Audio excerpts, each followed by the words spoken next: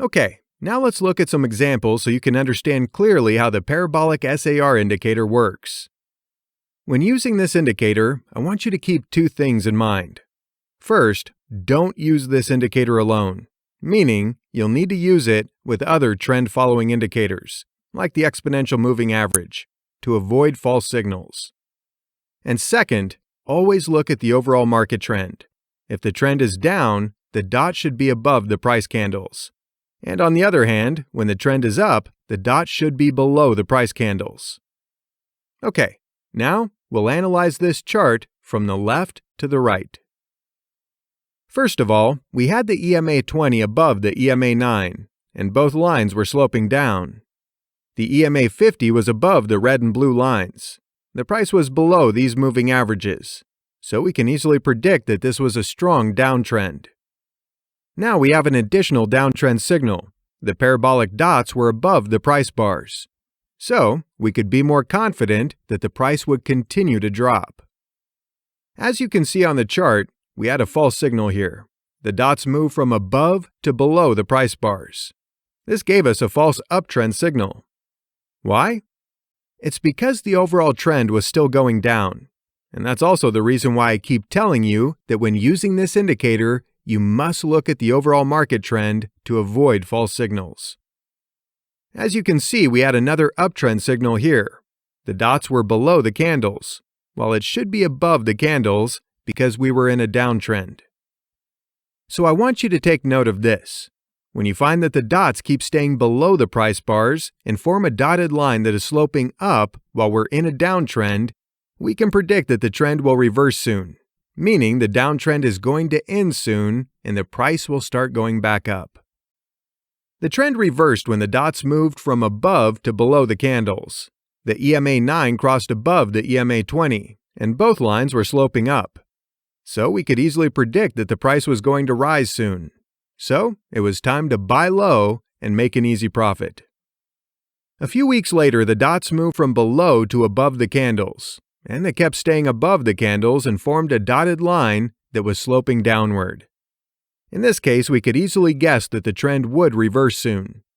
We could confirm this when the blue line crossed below the red line, and when the price broke down through the orange line, or the EMA 50.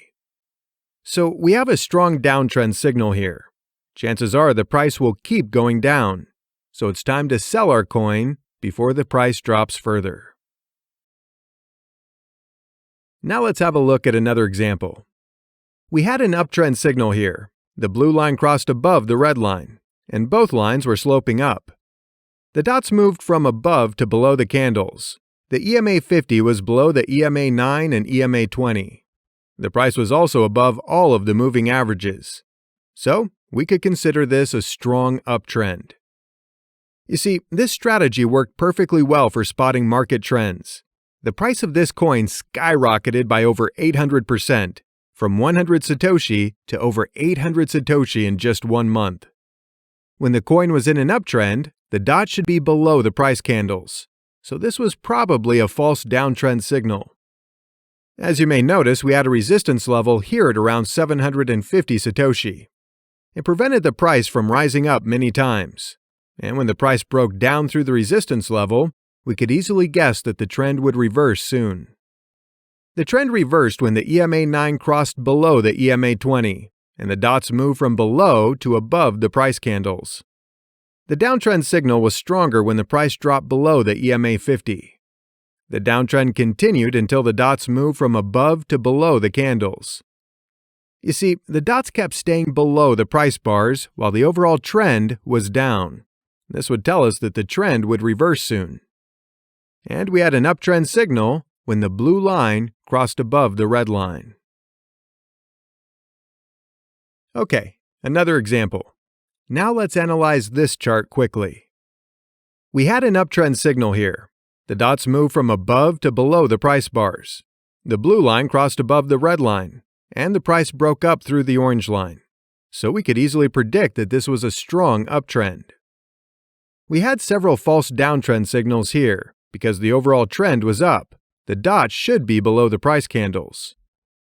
The trend reversed when the dots moved from below to above the candles, and the EMA 9 crossed below the EMA 20.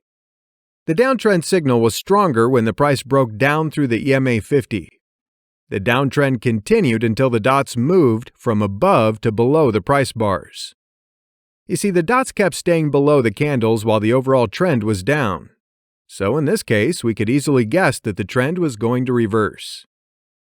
The trend reversed when the dots moved from above to below the candles, and the blue line crossed above the red line. As you can see on the chart, we've had another downtrend signal here.